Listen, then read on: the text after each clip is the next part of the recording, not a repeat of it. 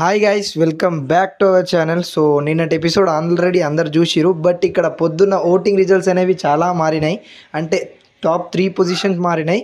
But Nabeel Afridi, Manikanta, ప్రేరణ వీళ్ళ game అయితే చాలా మంచిగా ఉండే నిన్న.